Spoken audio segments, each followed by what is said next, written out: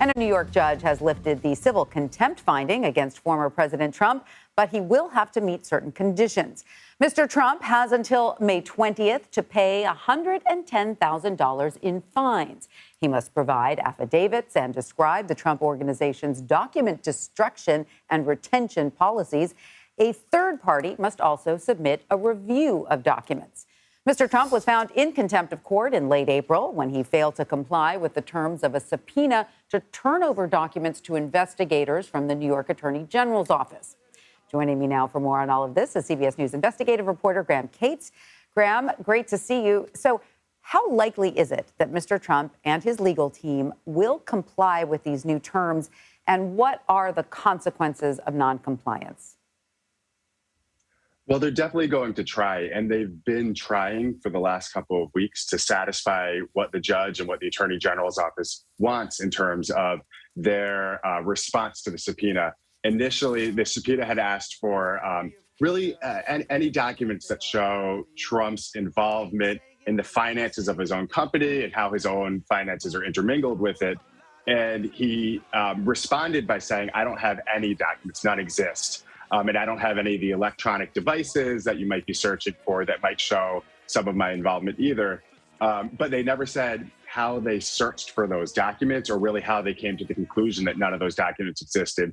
And the Attorney General's office said, and the judge agreed, that that wasn't satisfactory. You can't just say when someone subpoenas you for documents, I don't have any of this, and not give an explanation of how you reach that conclusion.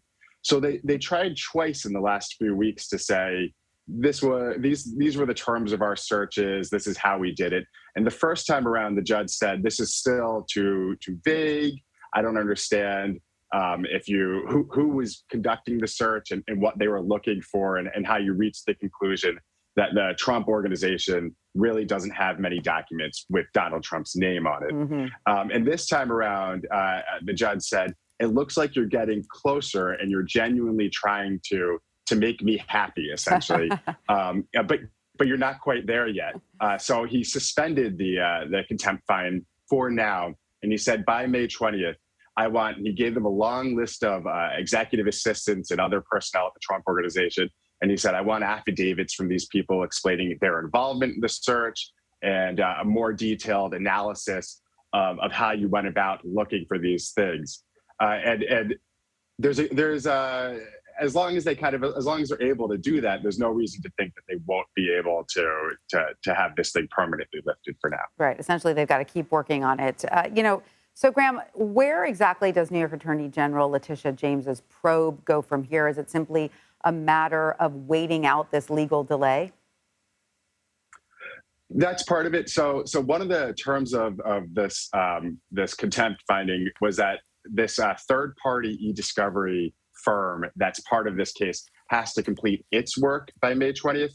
And what's been going on is kind of separate from this contempt finding. There's been this other search of electronic documents of the Trump Organization by another firm that the two sides agreed on, looking for other stuff that the Attorney General wants. But they've kind of had a slow go of it for months and months, in part because of what they describe as kind of like roadblocks from the company. And so the judge said also, they need to finish their job by May 20th too, in order for me to make this permanent, that you're not in contempt. And at that point, there's really only one thing left outstanding for the investigation in terms of its early stages. Because remember, there still hasn't been any sort of like litigation or civil charge coming from this. And this has been going on for years. And the thing we're waiting for is these depositions that are outstanding from Donald Trump, from his son, Donald Trump Jr., and Ivanka Trump. And they were ordered to sit for these interviews with the New York Attorney General a couple months ago.